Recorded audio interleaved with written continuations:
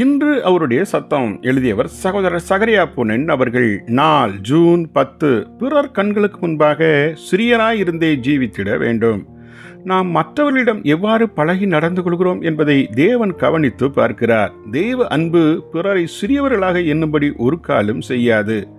ஊழியத்திலும் இவ்வாறே நாம் செய்துவிட முடியும். நம் ஊழியம் வல்லமை நிறைந்ததாய் அநேகரை ஆசீர்வதிப்பதாய் இருந்துவிட்டால் அந்த ஜனங்களிடம் நாம் சுலபமாய் ஆதிக்கம் பெற்றுவிட முடியும்.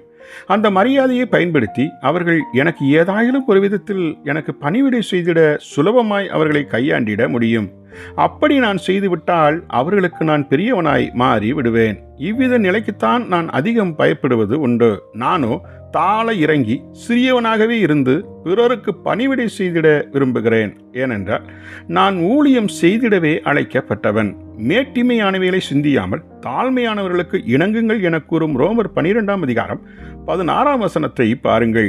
தாழ்மையுள்ளவர்களோடு நாம் பழகி ஐக்கியம் கொள்வதையே வேதம் போற்றி உரைக்கிறது. அதாவது நான் ஒரு சாதாரண மனுஷனாயிருந்து சாதாரண ஜனங்களோடு அந்யோன்யமாக இருந்திடும் ஐக்கியம். இயேசு தனக்கென ஒரு பட்டத்தை வைத்து அழைத்து கொண்டதை நான் மிகவும் நேசிக்கிறேன். அவர் சொன்னார், நான் மனுஷகுமாரன், அதாவது நான் ஒரு சாதாரண மனிதன்.